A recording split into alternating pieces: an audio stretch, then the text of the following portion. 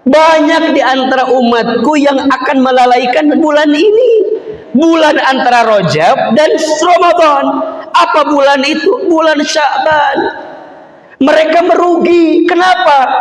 Padahal di bulan Sya'ban ini adalah bulan ketika amal kita diangkat menuju Allah Subhanahu wa taala. Ayah bunda yang dicintai Allah, teman-teman yang hari ini hadir, di antara nikmat yang paling besar yang Allah titipkan kepada seorang hamba yang dicintainya, salah satunya adalah nikmat untuk mendekat taat kepada Allah.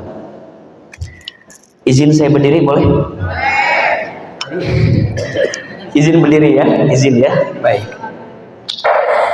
Jadi di antara nikmat, di antara apa? Ya, di antara nikmat yang Allah berikan kepada manusia, gitu ya, yang paling besar itu adalah nikmat untuk taat kepada Allah. Jadi mohon maaf ya. Jadi kalau bunda, ayah, teteh, sayang, semua teman-teman yang hadir tanya sama Ahilman, AA, nikmat apa yang paling besar? Maka jawabannya adalah nikmat taat kepada Allah. Nikmat apa? Taat. Makanya kalau ada di antara kita misalnya, mohon maaf, oleh Allah diizinkan punya harta kekayaan dalam hidupnya, harta itu belum tentu menjadi nikmat kalau tidak mendekatkan dia pada ketaatan kepada Allah. Saya ulangi, harta itu belum tentu menjadi nikmat jika harta itu tidak menjadikan kita taat kepada Allah. Ada orang yang dikasih jabatan, dikasih pangkat kedudukan, belum tentu pangkat jabatan kedudukan itu menjadi nikmat jika tidak menjadi jalan taat kepada Allah. Maka nanti, mohon izin ya, maka nanti bicara tentang nikmat itu ada dua istilah dalam konteks bahasa Arab ya. Satu, ada yang disebut dengan nikmat pakai ain, nikmat pakai ain. Dua, ada yang disebut dengan nikmat pakai qaf.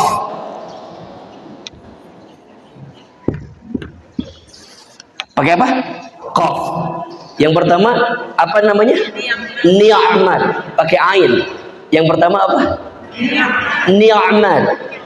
Yang kedua ada yang disebut dengan nikmat pakai qaf. Coba ulangi. Yang pertama nikmat, yang kedua nikmat. Menurut ayah bunda, nikmat dengan nikmat maknanya sama apa beda? Sama apa beda? Bedanya di mana? Bedanya di situ. Udah kita kaki apa di situ beda nanti. Punten ya. Apa bedanya? Kalau nikmat pakai ain itu maknanya setiap kebaikan yang Allah berikan kepada kita yang menjadi jalan kita dekat taat sama Allah, itu namanya apa? Nikmat. Tapi kalau nikmat pakai qaf, setiap kebaikan yang dititipkan oleh Allah kepada kita tapi tidak menjadikan jalan makin dekat sama Allah. Bahasa lainnya istidraj.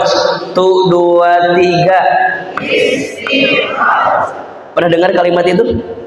Pernah dengar? Gimana maksudnya istidraj? Satu keadaan yang seakan-akan diangkat derajat dunianya. Kalimatnya dari kalimat daroja, istidraj, diangkat itu seakan-akan dalam konteks dunia, tapi naiknya dia dalam konteks dunia tidak menjadikan dia makin dekat dengan Allah. Justru dengan seolah-olah diangkat, padahal Allah sedang menjatuhkan dirinya pada sesuatu yang tidak baik dalam hidupnya. Itu namanya apa? Istidraj. Bahasa lainnya nikmat. Jelas atau tidak? Maka mohon maaf ya, kalau sekarang ayah bunda tanya, itu ada orang yang kaya, itu ada orang yang miskin, itu ada orang yang terkenal, itu ada orang yang dihina. Mohon maaf ya, kaya miskinnya seseorang tidak mengukur kemuliaan dalam hidupnya. Dikayakan tidak lantas dimuliakan, dimiskinkan tidak lantas dihinakan. Catat status hari Sabtu itu. Dikayakan tidak lantas dimuliakan, dimiskinkan tidak lantas dihinakan, karena bukan itu ukurannya. Siapa orang yang paling mulia dalam pandangan Allah? Inna akramakum indallahi atqakum. Sesungguhnya orang yang paling mulia di antara kamu sekalian dalam pandangan Allah Subhanahu wa taala adalah orang yang bertakwa kepada Allah Subhanahu wa taala. Maka boleh jadi jika ada orang yang hartanya banyak tapi hartanya tidak menjadi jalan dekat ke Allah, boleh jadi itu kehinaan dalam pandangan Allah. Dan boleh jadi ada orang yang miskin dalam urusan dunia, tapi saat dia miskin, dia makin dekat sama Allah, dia makin taat kepada Allah. Boleh jadi orang yang miskin dalam pandangan dunia kita justru adalah orang yang paling mulia dalam pandangan Allah Subhanahu wa ta'ala. Maka kalau sekarang ayah dikasih banyak kebaikan oleh Allah, dan kebaikan ini jadi jalan makin dekat taat sama Allah, berarti kita dikasih apa? Nikmat yang paling besar. Dan salah satu nikmat ketaatan yang sangat besar yang Allah berikan kepada kita, salah satunya adalah kita dikasih kesempatan untuk beraktivitas di waktu subuh. Untuk apa? Untuk beraktivitas di waktu subuh. Ini mahal sekali harganya. Ya. Jadi kalau kita dikasih kesempatan untuk beraktivitas di waktu subuh, ini mahal. Mahal sekali. Karena tidak semua orang mendapatkan ini. Betul apa enggak? Ustadz mau tanya, ini kalau seluruh warga di Indraprasta kumpul semua, penuh enggak masjid? Luber apa enggak? Pertanyaannya, kenapa ya bunda, teteh sayang, ayah, teman-teman, kenapa ya kok kita yang didorong datang ke sini? Punten izin, bukan karena hebatnya kita, tapi karena Allah yang ngasih nikmat sama kita. Betul apa enggak? Rumahnya dekat masjid, badannya sehat, sendalnya punya, mobilnya lebih bagus dibanding mobil kita. Kalau Allah nggak ngizinin dia ke masjid apa enggak? Punten, kita jauh lah pokoknya mah. Jauh dari masjid, butuh effort yang luar biasa. Kalau Allah sudah izinkan dia datang ke masjid apa enggak? Jadi kira-kira ayah, bunda, teman-teman sekalian, hari ini kita bisa ngaji, hebatnya kita atau hebatnya Allah? Karena kita apa karena Allah? Ini sayang dari Allah sama kita. Kalau Allah nggak sayang sama kita, belum tentu kita mendapatkan nikmat seperti subuh ini. Betul? Maka nanti perhatikan, orang itu dikasih nikmat sama Allah untuk makin taat ke Allah. Salah satu ketaatan yang akan mengantarkan kemuliaan dalam hidupnya adalah apa? Aktivitas di waktu subuh. Bunda, teteh, sayang, bapak, ibu, tolong catat ya. Setidaknya ada dua yang Allah janjikan untuk orang yang beraktivitas di waktu subuh. Yang pertama, dimuliakan hidupnya.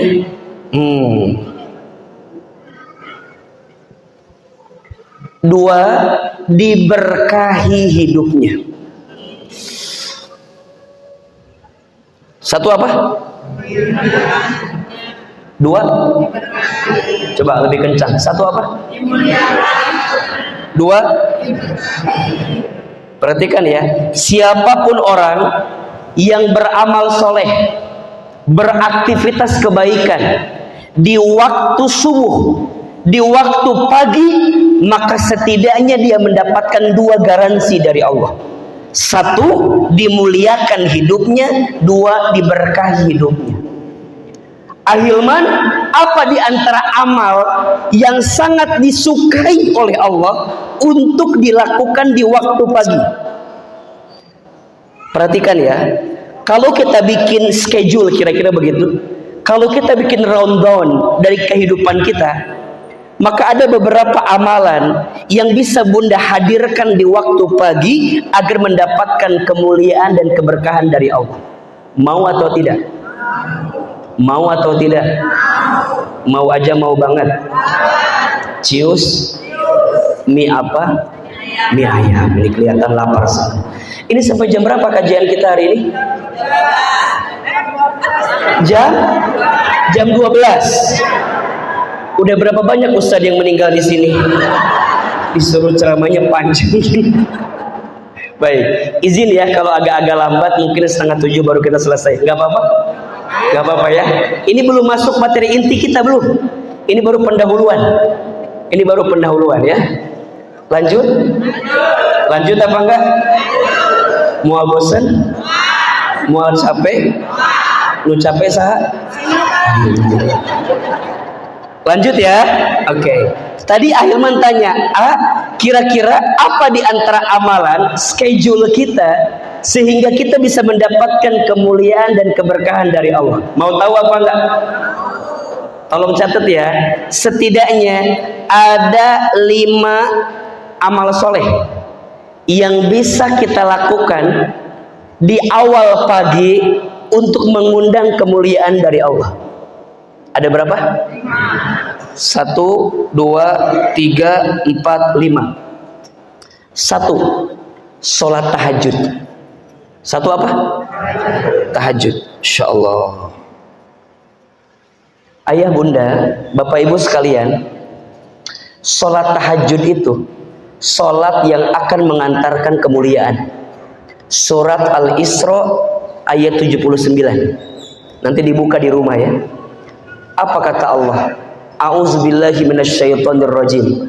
Wa minal laili fatahajjad bihi nafilatan laka asa ayyab'asaka rabbuka maqaman mahmudan.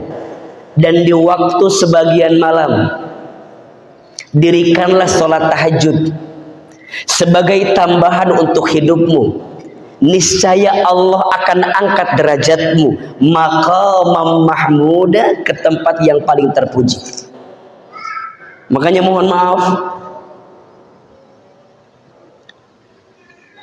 hanya sholat tahajud, sholat sunnah yang akan mendapatkan 4 garansi langsung dari Allah.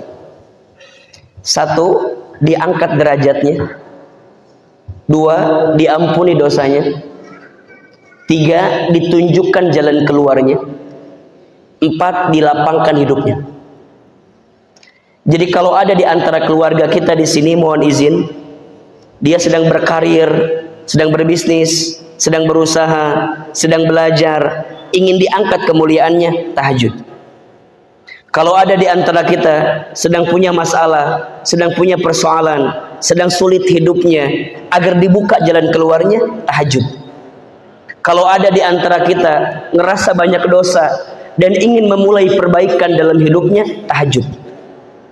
Maka orang yang sholat tahajud itu langsung Allah muliakan hidupnya.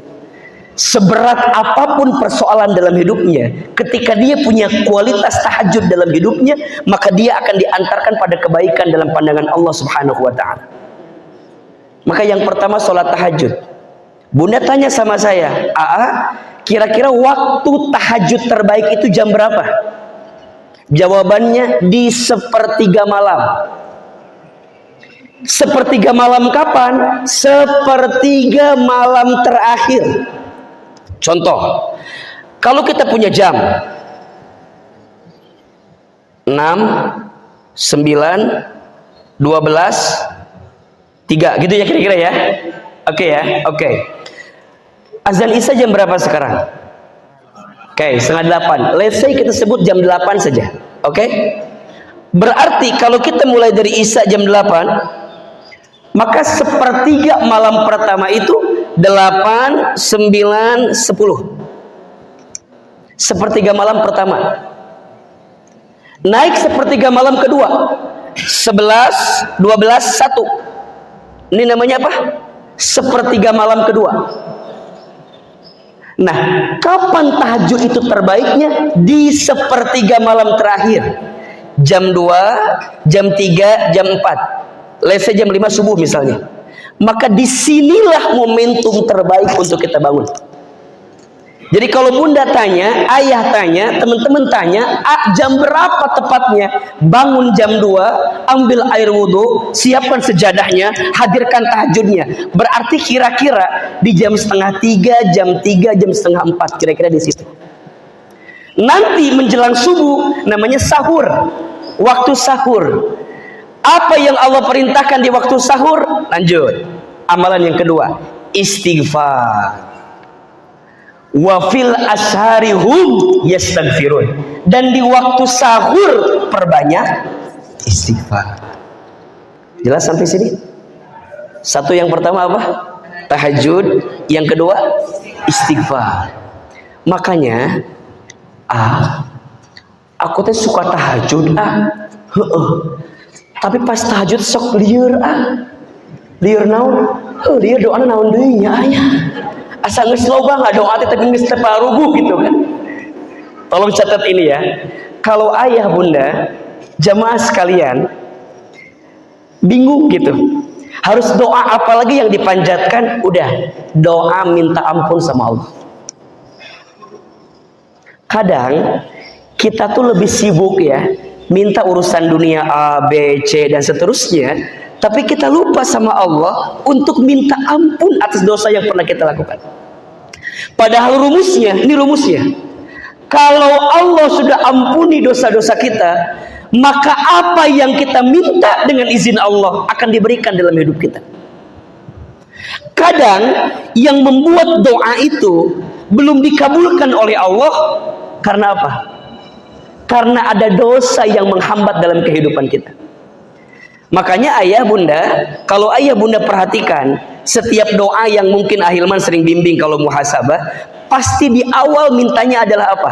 Ampuni dosaku ya Rob. Betul nggak? Ampuni dosa mata ini, lisan ini, tangan ini, perut ini, semua disebutin kan? Ya Allah, ampuni jika hamba punya salah sama orang tua hamba ya Rob. Ampuni hamba jika hamba belum bisa menjadi suami yang baik ya Allah. Ampuni hamba jika belum bisa menjadi ayah yang baik ya Allah.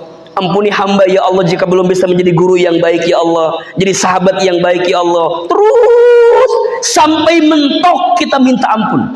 Bahkan kata guru saya, kalau engkau berdoa dan engkau itu tidak punya banyak permintaan yang lain, kira-kira begitu, cukuplah satu yang kau minta, minta ampun sama Allah. Istighfar, istighfar, istighfar, istighfar, istighfar, istighfar. Dan istighfar di waktu sahur tadi, di waktu pagi adalah istighfar yang disukai oleh Allah Subhanahu wa ta'ala. Baginda Nabi itu tidak pernah kurang dari 100 kali beristighfar setiap hari. Itu baginda Nabi. Seorang Nabi, seorang Rasul, surganya pasti, hisabnya aman, amalnya sempurna, dosanya tidak ada. Istighfar berapa kali minimal? 100. Ibu bapak siapa? Nabi? Bukan. Rasul? Bukan. Surga? Belum jelas kelihatannya. Hisab? Masih menegangkan. Amal? Dikit. Dosa? Kelihatan dari wajahnya itu. Terus di mana tuh Ustaz? Minimal istighfar. Setelah istighfar lanjut, lihat. Sholat sunnah 2 rakaat sebelum subuh. Masya Allah. Sholat apa? Qobliyah subuh. Sholat sunnah 2 rakaat sebelum subuh lebih baik daripada dunia beserta isinya. Mohon maaf, bukankah yang selama ini kita cari adalah urusan dunia? Betul nggak? Bukankah selama ini kita pusing dengan dunia?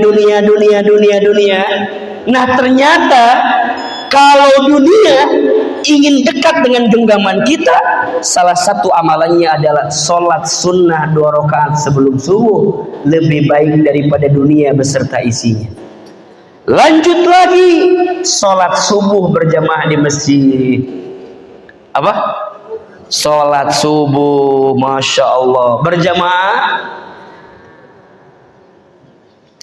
Kalau kita ingin melihat kualitas keislaman seseorang, lihatlah sholat 5 waktunya.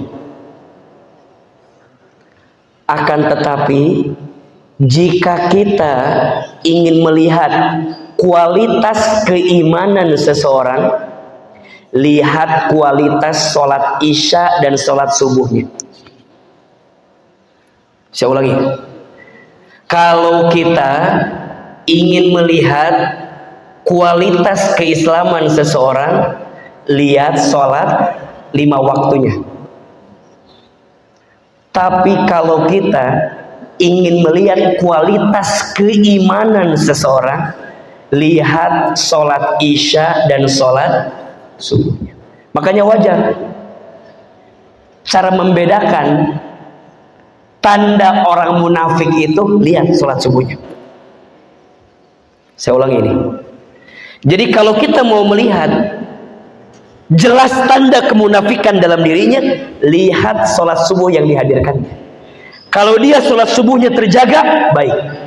Tapi kalau sholat subuhnya tidak terjaga, boleh jadi tanda kemunafikan itu muncul dalam dirinya. Nauzubillah min dzalik. Maka pahalanya besar.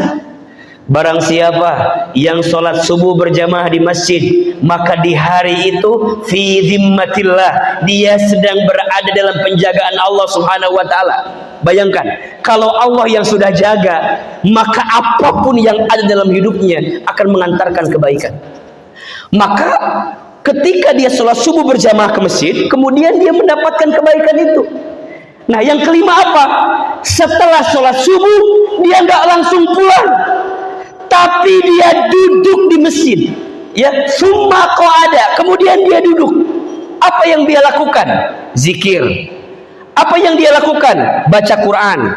Apa yang dia lakukan? Taklim. Apa yang dia lakukan? Ngaji. Pokoknya dia mendekat kepada Allah. Setelah sholat subuh, dia duduk, zikir, ngaji Quran, taklim, kajian. Duduk sampai kapan? Sampai datangnya waktu syuruk. Kemudian setelah itu dia sholat 2 rakaat, maka dia mendapatkan pahala seperti haji dan umroh sempurna. Masya Allah.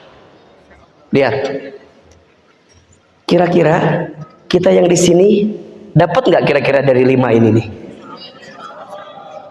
Kita checklist ya. Tahajud malam ini aman?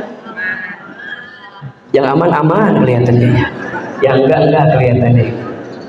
Yang tahajud aman? Oke. Istighfar aman? Salat qobliyah? Salat subuh berjamaah? Taklim pagi ini? Masya Allah. Ustadz, gimana biar sempurna? Tambahin lagi yang terakhir. Apa? Sedekah subuh. Makanya disiapin makan. Udah disiapin piringnya. Jadi kalau nggak dipakai takutnya kufur nikmat ini. Jadi cukup sekian dan terima kasih karena sudah ada makanan di luar. Udah. Inilah yang menggambarkan kalau jamaah Masjid Al-Muslimun rindu bertemu dengan Ramadan. Betul? Rindu. Kenapa rindu, Ustaz? Karena amalan yang dihadirkannya ini kan sudah biasa. Betul apa enggak? Apalagi jika dihadirkannya di bulan Sya'ban. Masya Allah. Kenapa, Ustaz? Iya, kata Nabi, ada 1 bulan yang seraikan oleh umatku, yang akan dilalaikan oleh umatku. Apa bulan itu? Kata Nabi, bulan itu berada di antara bulan Rajab dan bulan Ramadan. Apa bulan itu? Apa bulan itu? Bulan Sya'ban. Banyak di antara umatku yang akan melalaikan bulan ini, bulan antara Rajab dan Ramadan. Apa bulan itu? Bulan Sya'ban. Mereka merugi. Kenapa? Padahal di bulan Sya'ban ini adalah bulan ketika amal kita diangkat menuju Allah Subhanahu wa taala. Berarti setiap amal kebaikan yang dilakukan di bulan Sya'ban khususnya baik apa enggak? Kualitasnya baik atau tidak? Baik. Baik.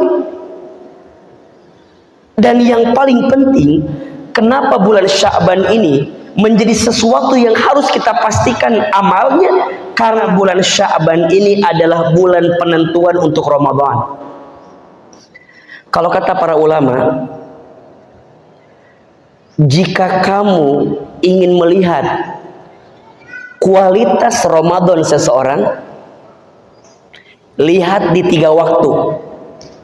1, waktu sebelum Ramadannya. 2, waktu ketika Ramadannya. 3, waktu setelah Ramadannya. Jadi kalau kita bicara tentang Ramadan, itu tidak parsial, tidak hanya bulannya, tapi lihat sebelumnya, lihat ketikanya, lihat setelahnya. Sebelum Ramadan, bulan apa? Sebelum Ramadan, bulan apa? Sya'ban. Ketika Ramadan, bulan Ramadan. Setelah Ramadan. Jadi orang kalau mau dapat suksesnya Ramadan, lihat sebelum Ramadan, berarti bulan Sya'ban.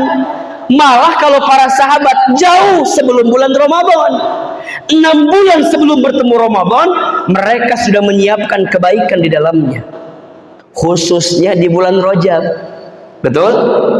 Maka ada istilah kata para ulama, Rajab bulan menanam, Sya'ban bulan menyiram, Ramadan bulan memanen. Ulangi, Rajab bulan apa? Menanam. Sya'ban bulan apa? Menyiram. Ramadan bulan apa? Memanen. Lebih keras. Rajab bulan apa?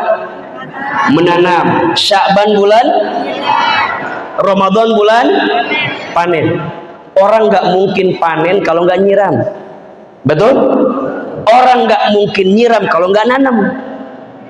Tapi setidaknya kalau nanam kan bisa disusulin. Ya udahlah, Rajabnya udah beres nih, sekarang udah masuk Sya'ban, betul? Berarti yang belum nanam, nanam sekarang. Sekaligus nanam plus nyiram di bulan Sya'ban. Karena orang akan sukses Ramadannya tergantung salah satunya di bulan Sya'bannya.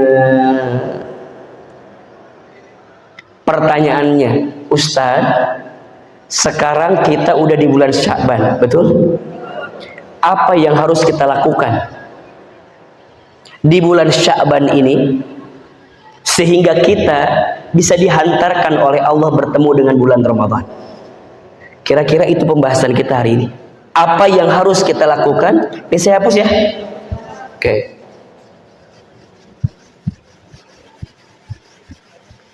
Luar biasa ya, nulis sendiri. Ini amal kebaikan ini insyaallah.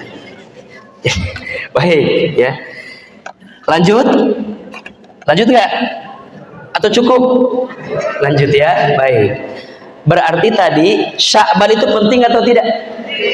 Penting ya, kata Ahilman. Sya'ban itu menentukan kualitas Ramadan. Jadi kalau Ramadannya ingin sukses, tergantung Sya'bannya, tergantung bulan ini yang sedang kita jalani. Ibaratnya, mohon maaf, kalau ada orang yang ikut olimpiade, atlet itu akan jadi juara kalau ada latihannya, betul nggak? Nggak mungkin orang ujug-ujug jadi juara kalau nggak ada latihan. Sama, orang nggak mungkin nanti ketika Ramadan akan bisa mendapatkan kebaikan kalau Sya'bannya tidak menghadirkan kebaikan. Ujungnya nanti yang terjadi apa? Ramadan seperti tamu yang datang tak dijemput, pulang tak diantar. Siga naon eta teh? Kitu we. Ramadan datang, Ramadan pergi, asa terehnya Ramadan teh kitu we. Awal Ramadan sibuk meuli daging, munggahan. Akhir Ramadan nyieun nastar kitu we. Pabeulit pokona mah teu nyambung. Jadi hilang esensi Ramadannya. Kenapa? Karena dia lupa mempersiapkannya. Maka persiapan untuk bertemu Ramadan penting atau tidak? Penting. Nah pertanyaannya, apa sikap yang harus kita hadirkan di bulan Sya'ban untuk bertemu dengan Ramadan? Nama sikapnya disebut dengan tarhib. Apa namanya? Tarhib. Ta-ro-ha-ya-ba. Tarhib, tarhibun. Makanya ada yang suka bikin acara kan? Tarhib Ramadan. Betul nggak? Bukan tarhib ya. Yang benar apa? Tarhib. Pakai ha. Rohaba yurahibu tarhib. Karena ada yang bikin tarhib ayah, tagrib ayah, pabeulit pokokna mah loba lah istilahna teh. Yang paling tepat apa? Tarhib. Apa itu tarhib? Ada 3 maknanya. Ada berapa? 1, tarhib itu artinya senang. Apa? Senang. 2, tarhib itu artinya lapang. 3 apa? 2 apa? Lapang. 3, tarhib itu artinya apa? Tenang.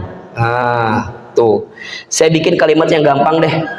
Senang, lapang, tenang. Tuh 2, 3. Senang. Di bulan Sya'ban sikapnya apa namanya? Tarhib. Apa itu tarhib? Senang, lapang, tenang. Yang pertama, kita harus apa? Senang. Kira-kira yang di sini senang nggak bentar lagi Ramadan? Senang apa enggak? Senangnya gara-gara apa? Dapat THR. Halo, senangnya gara-gara apa? Ramadan mah. Lamun dagang teh sok rame. Ramadan mah lamun kerja teh menang THR. Kade. Lain eta nu dimaksud senang teh. Bukan itu yang dimaksud senang itu. Tapi apa? Senang bertemu dengan Ramadan sebentar lagi. Kenapa? Karena Ramadan menyimpan keistimewaan yang tak dimiliki di bulan-bulan yang lainnya. Apa ini? Waktu syuruk. Udah selesai berarti kalau gitu ya. Lanjut apa enggak? Oke. Lanjut ya, dikit lagi ya. Jadi senangnya bukan karena senang dunianya, senang karena Ramadan ini bulan yang kualitasnya tak dimiliki di bulan-bulan yang lainnya. Bapak Ibu, Allah itu ya, saking sayangnya sama hambanya, Allah selalu menyiapkan waktu terbaik dalam etapa kehidupan seorang hamba. Dalam satu hari ada jam terbaik. Jam berapa? 1/3 malam. Dalam satu minggu ada hari terbaik. Hari apa? Hari Jumat. Di hari Jumat ada jam terbaik. Jam berapa? Ba'da asar menjelang maghrib. Ada satu waktu di hari Jumat yang apabila kita berdoa maka Allah malu tidak mengabulkan doanya. Kapan? Ba'da asar menjelang maghrib di hari Jumat. Dalam satu bulan ada tanggal terbaik. Tanggal berapa? Tanggal 25. Itu mah gajian atau Kang? Tanggal sabaraha? 13, 14, 15. Ayyamul bid. Betul? Dalam satu tahun ada bulan terbaik. Bulan apa? Bulan Ramadan. Yang luar biasa, Masya Allah. Yang luar biasa, kalau sudah masuk bulan Ramadan, maka yang tadi disebutkan di awal udah nggak berlaku. yang jam terbaik, yang hari terbaik, yang tanggal terbaik. Kalau sudah masuk Ramadan nggak berlaku. Kenapa? Karena kalau udah ketemu Ramadan, setiap detak-detiknya terbaik. Makanya nanti di setiap 3 bulan ini ada Rajab, ada Sya'ban, ada Ramadan, ada malam yang paling terbaik kan? Rajab malam keberapa? 27 Isra Mi'raj. Sya'ban malam apa? Nisfu Sya'ban. Ramadan malam apa? Lailatul Qadar. Masya Allah. Dan Lailatul Qadar itu yang malam lebih baik daripada 1000 bulan hanya ada di bulan suci. Maka ketika nanti bulan Ramadan, pintu surga dibuka, pintu neraka ditutup, setan dibelenggu, amal wajib dilipat gandakan pahalanya, amal sunnah diberikan pahala seperti wajib, terus. Dan itu hanya ada di bulan suci. Seharusnya kita senang gak ketemu Ramadan. Makanya mohon maaf, kalau ada orang yang tidak senang dengan bulan suci Ramadan, maka dia tidak akan senang mendapatkan pahala di bulan suci Ramadan. Maka disebutkan dalam satu hadis ya, walaupun ini agak ada perbedaan pendapat, ada yang menyebutkan dhaif, ada yang menyebutkan palsu gitu. Tapi setidaknya ini jadi kekuatan.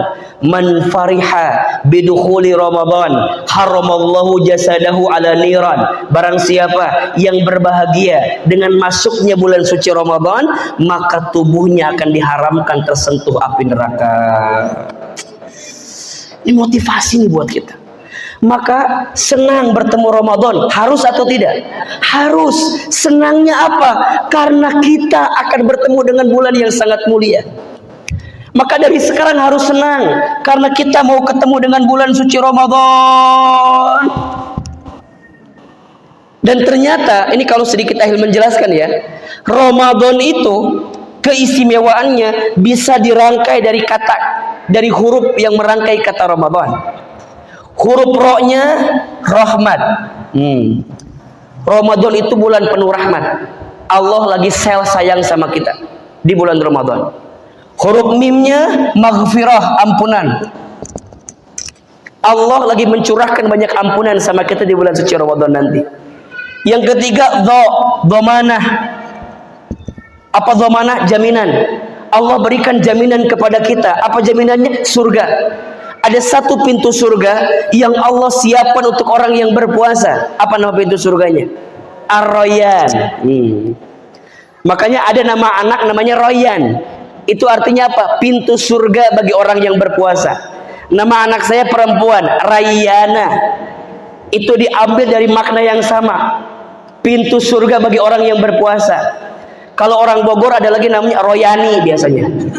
Itu juga sama kesana larinya tuh. Rayyan, Rayyana, Royani itu samalah kira-kira. Itu luar biasa. Jaminan yang Allah siapkan. Alif, apa alif? Itkum minan nar. Itkum minan nar.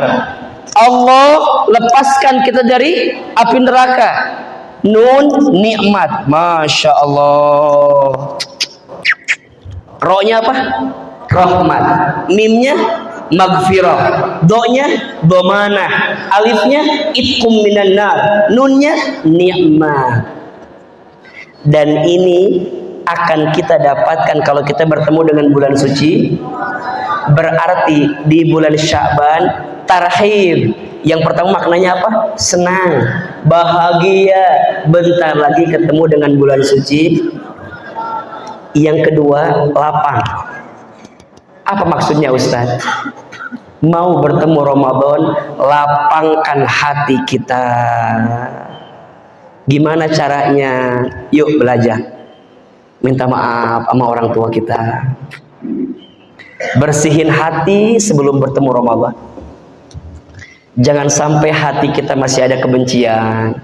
Jangan sampai masih ada kedengkian. Jangan sampai kita masih menyimpan kesal sama orang gitu.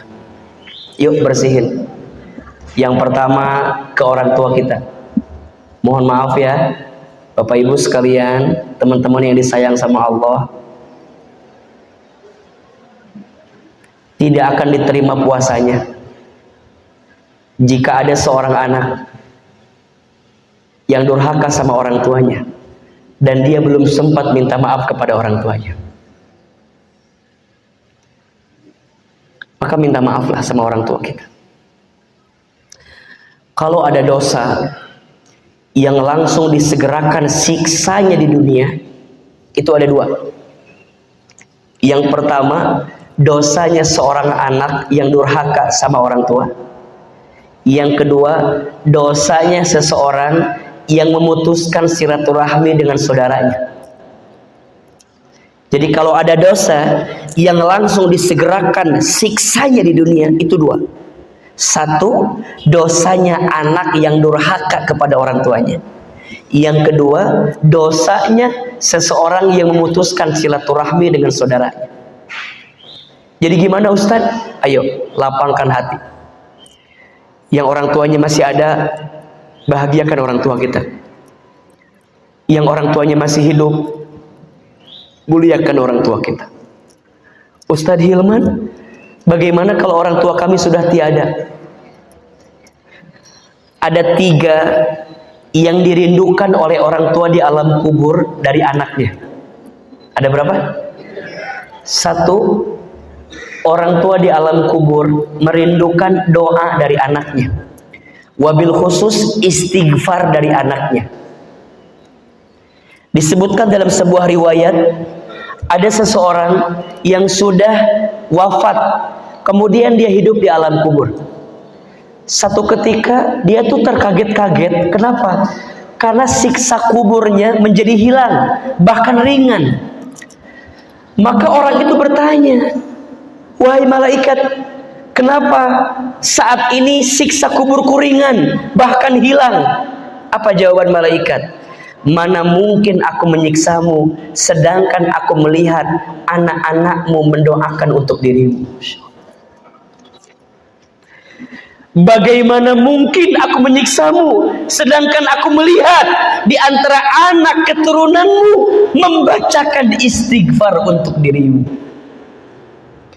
Maka doa anak sama orang tua penting atau tidak? Sangat penting. Orang tua di alam kubur tuh mencari, mana anakku, kok tak mendoakanku dia? Mana cucuku, mana keturunanku? Aku rindu doanya. Maka doa sama orang tua itu kan langsung diabadikan dalam Al-Quran. Ini pesan sama kita, jangan sampai lupa mendoakan orang tua kita. Rabbighfirli wali walidayya warhamhuma kama rabbayani. Maka doakan orang tua kita. Yang kedua, orang tua di alam kubur merindukan kebiasaan baik yang dilanjutkan oleh anaknya. Masya Allah. Jadi kalau orang tua kita dulu semasa hidupnya punya kebiasaan baik, lanjutkan sama kita. Senang, senang. Maka apa diantaranya? Kalau orang tua kita dulu punya kerabat, punya sahabat, punya teman, sambungkan silaturahminya. Senang. Jadi kalau anaknya melanjutkan silaturahminya, senang. Kebaikan yang dilanjutkan, termasuk orang tua itu senang kalau anaknya melanjutkan apa yang diinginkan oleh orang tuanya. Termasuk hari ini ya, mohon izin ya, kalau ayah bunda tanya sama Ahilman, kenapa Aa mau jadi penceramah? Kenapa Aa mau jadi ustadz misalnya ya? Ingin jadi dai, mau tausiah. Salah satu alasannya, saya ingin melanjutkan pesan dari orang tua saya. Jadi yang mau jadi ustadz itu bukan saya sebenarnya, tapi ibu saya. Saya itu waktu kecil nakal banget. Kalau kata orang Bogor mah cengos. Tahu cengos? Cengos itu apa ya? Nggak bisa diem lah. Saya mah pak mau tahu kelihatan kan ya. Pokoknya mah iseng gitu. Kalau ada tamu datang ke rumah, ibu saya nyiapin minuman. Minumnya saya minum sendiri. Ada tamu datang ke rumah, saya naik ke kursi, eta rambutnya diacak-acak ku saya tamu teh. Ibu saya tukang jualan di pasar, saya mah di pasar tidak cicing pak, ngomong we terus. Makanya ibu bapak kalau dengar suara saya sekarang kan rada ayat tarikannya, ada hoaknya, ada. Saya mah biasa di pasar tuh, biasa. Tiap hari jualan jeung ibu saya. Tapi tetangga suka bilang gini ke ibu saya, "Ece, ya si Iman teh meni kieu kitu nya," ngomongkan saya lah istilah nama.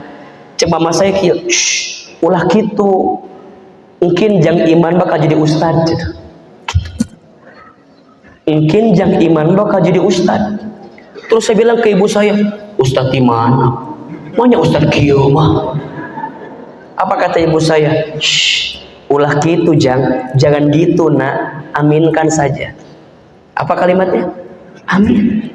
Lulus SD izin Allah ya, kata ibu saya, Iman mah lebet pesantren we nya, sekolah pesantren, bae jadi ustad cenah, bae ngerti ilmu agama. Terus saya bilang, rek naon di pesantren teh? Diajar naon? Jauh-jauh ke pesantren, nggak sudah di imah, cek saya teh gitu. Kata ibu saya, ulah, Iman mah di pesantren, oke beh belajar ilmu agama. Singkat cerita, lulus SD dimasukin ke pesantren. Nama pesantrennya Darul Arqam Muhammadiyah Garut. Salah satu alumninya mungkin yang paling terkenal sekarang Ustadz Adi Hidayat. Saya satu alumni dengan beliau, beda 4 tahun 5 tahun gitu ya. Beliau di atas saya 4 tahun 5 tahun gitu. Saya masuk ke sana. Baru masuk di sana, qadarullah ayah saya meninggal. Jadi Ahilman itu sudah jadi anak yatim ketika masuk SMP, kelas 1 SMP. Maka saya sampaikan ke ibu saya, Mama, kalau bapak udah nggak ada gimana nanti biayanya? Apa kata mama saya? Nggak apa-apa, nanti mama yang cari sendiri. Ibu saya single parent. Nanti mama yang banting tulang, yang penting Iman sekolah.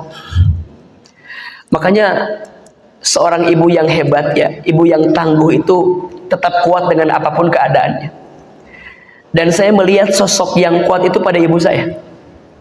Makanya saya ini kalau sekarang mungkin ibu-ibu ngerasa ya kalau Ahilman ceramah ke ibu-ibu tuh dapat gitu, kena gitu.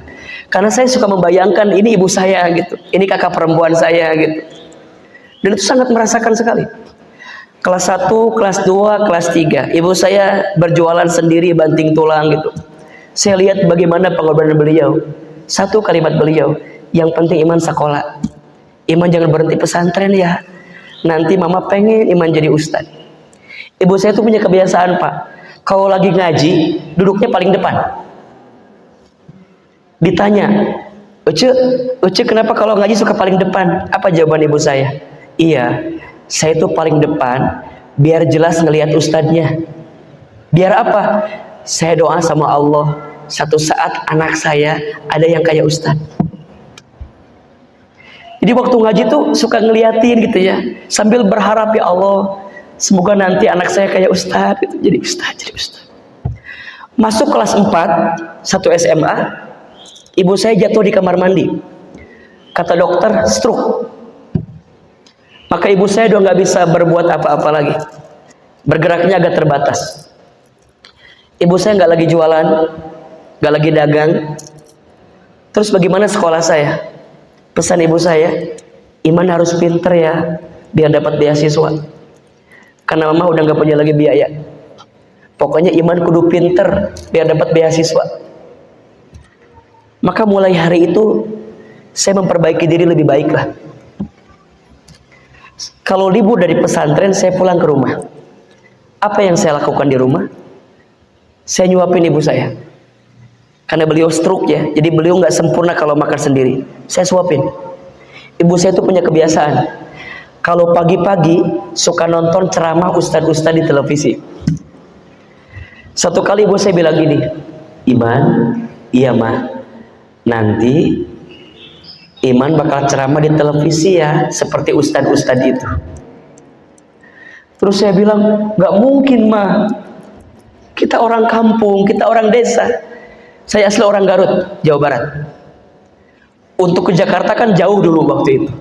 Saya bilang nggak mungkin gitu. Apa kata mama saya? Shh, jangan begitu nah, aminkan saja. Amin. Ada iklan pakai bahasa Inggris. Kata ibu saya, nanti Iman sekolah pakai bahasa Inggris. Maksudnya ke luar negeri. Saya bilang nggak mungkin mah, dari mana biayanya? Shh, jangan begitu, aminkan saja. Ibu saya pernah dapat sejadah gambarnya Ka'bah. Kalau setiap selesai sholat baca talbiyah, labbaik Allahumma labbaik. Satu kali saya tanya, Mama kenapa suka baca talbiyah? Dipeluk badan saya, dicium kening saya, diusap kepala saya. Kata mama saya, Mama doakan ya, Hilman bisa bolak-balik ke Baitullah ya. Mama pengen banget berangkat ke Baitullah. Mama doain Iman bisa bolak-balik ke Baitullah. Amin. Amin. Hadirin yang dirahmati Allah, jamaah yang dicintai Allah. Sekarang dengan izin Allah ya, apa yang dulu ibu saya pernah ucapkan sekarang terjadi semua. Ibu saya bilang, nanti Hilman ceramah di televisi ya. Sekarang Allah izinkan itu. Setiap pagi Hilman dapat program di CNN Indonesia, mungkin ada yang suka nonton. Di CNN jam 5 sampai jam 6 kurang ada program Gapai Kemuliaan setiap pagi di CNN Indonesia dengan izin Allah. Kadang mungkin di Trans TV juga ada. Ustaz senang, alhamdulillah. Tapi saya sedih sebenarnya. Apa sedihnya? Ibu saya tidak sempat nonton seri televisi. Karena Allah lebih duluan memanggil usia ibu saya sebelum saya tampil di televisi. Hari ini saya jadi ustadz ya, dengan izin Allah berceramah. Salah satu niatnya adalah pengen ibu saya itu senang gitu. Ada kebaikan bahwa anaknya melanjutkan apa yang diinginkan oleh orang tuanya. Saya dapat kesempatan ke Jepang, ke Amerika, ke Kanada, ke Timur Tengah dengan izin Allah ya, keliling gitu. Sekolah saya izin Allah semuanya beasiswa gitu. Ustadz pinter ya. Shh. Yang pinter bukan saya, tapi yang pinter adalah doa ibu saya. Saya bisa bolak-balik haji umroh izin Allah. Pak Alex, Ustadz baru pulang kemarin dari umroh sebenarnya ini. Jadi tanggal 4 subuh ini sebenarnya waktu saya istirahat harusnya. Hari ini jadwal saya ada 5 Pak Alex. Tapi saya izinkan pengen datang ke Al Muslimun gitu. Saya selipin tanggal 4 subuh datang ke sini. Masya Allah. Kenapa Ustadz mau begitu? Ya, ini panggilannya bukan panggilan dari hati saja, tapi memang pengen lanjutin kebaikan dari orang tua saya. Maka orang tua di alam kubur senang kalau anaknya melanjutkan kebaikan orang tuanya. Wabil khusus juga orang tua itu senang kalau anak-anaknya rukun selepas orang tuanya meninggal. Mohon maaf, saya masih sering menyaksikan ada adik kakak jadi berantem selepas orang tuanya meninggal. Ada atau tidak? Ada atau tidak? Dan yang paling menjadikan, berantemnya gara-gara urusan harta. Nauzubillahi min dzalik.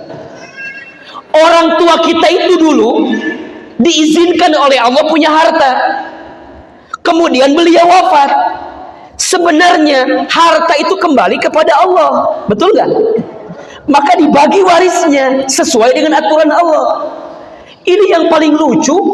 Ketika orang tuanya telah wafat, dulu orang tuanya ngasih harta biar anaknya jadi baik. Sekarang yang terjadi selepas orang tuanya wafat jadi berantem gara-gara urusan harta, yang padahal orang tuanya pengen anaknya jadi baik gara-gara harta itu. Kalau dengan harta jadi bertengkar, untuk apa orang tua kita dulu punya harta? Kalau dengan harta warisan jadi berantem, sedih orang tua di alam kubur. Untuk apa mereka dulu banting tulang, tulang banting, kaki di kepala, kepala di kaki, kesana kemari mencari alamat palsu lagi ya. Capek orang tua kita dulu. Udah wafat, itu kembali kepada Allah hartanya, dibagi dalam bentuk warisnya. Ini anak malah berantem. Nauzubillahi min dzalik. Maka mohon maaf ya, jangan sampai bertengkar. Kalau ada adik kakak bertengkar selepas orang tua meninggal, sedih orang tua di alam kubur. Dan yang ketiga, orang tua di alam kubur merindukan sedekah dari anaknya yang diniatkan untuk orang tuanya. Masya Allah.